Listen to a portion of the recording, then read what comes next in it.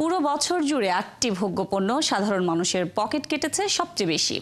কাঁচামরিচ, আলু, ডিম ও ইলিশ এই 4 পণ্যের দাম এবছর রেকর্ড পরিমাণে বেড়েছে।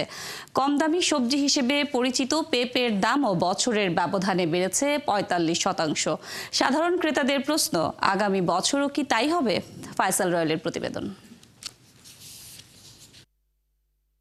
নিত্যপণ্যের বাজারে মানুষের নাবিশ্বাসের বছর ছিল 2024 সাল। বছরের শুরুতেই বাড়ে চালের দাম। সেই সময় মূল্যস্ফীতির অঙ্কটা ৮.৫% খানিকটা বেশি। এরপর ফেব্রুয়ারি থেকে মার্চ পর্যন্ত রমজানের অজুহাতে বাড়ে রমজানের নিত্য পণ্যে প্রয়োজনীয় পণ্যগুলোর দাম। বছরের মাঝামাঝি এসে দামে নতুন রেকর্ড করে কাঁচামরিচ, দাম ১২০০ টাকায় পৌঁছায়। এই ১০০০ টাকা দিয়ে খুঁজে দেখার চেষ্টা করব কয়টি পণ্য এবং কতদিনের বাজার করা যায়। ১০০০ টাকার মধ্যে কোনো বাজার করতে পারবো না। যে কোনো একটা তরকারি নিতে গেলে ১০০ টাকার নিচে পাওয়া যায়। ১০০০ টাকা মাছ মাংস কেনার চিন্তা করার সুযোগ আসলে নাই।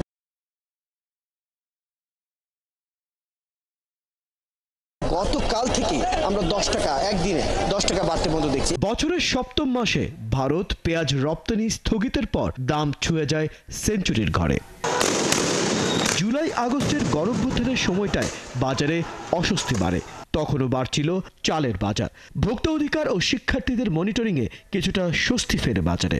ভোক্তা অধিকারের স্যাররা আছেন আমাদের সাথে, কিভাবে আমাদের বাজার মনিটর করতে হবে আমরা শিখছি। ভিতর থেকে নিজ নিজ পর্যায় থেকে চেঞ্জেসটা আনতে হবে। তো সেপ্টেম্বরে ইলিশের বাজারে শুরু হয় নাটকীয়তা।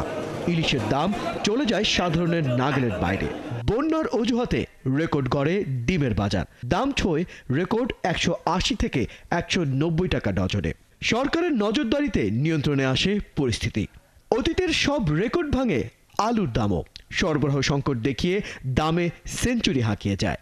বছর জুড়ে দাম নিয়ে অভিযোগের শেষ নেই ক্রেতাদের। যে জন্য মানুষ পরিবর্তন চাইছে, এই পরিবর্তনের তো কোনো ধরনের আলামতই এখনো দেখা যাচ্ছে না। আমরা চাই নিয়ন্ত্রণে আসুক, সবাই দুইটা ডাল চাল খায়া বাসি। সরকার ভালোভাবে যদি মনিটর করে তাহলে আমরা সবচেয়ে ভালো হয়। বেশি আমাদের মা খাওয়া দাওয়া চলাফেরায় যদি কাপড় চাপড় যত চাল লাগে হাজারও।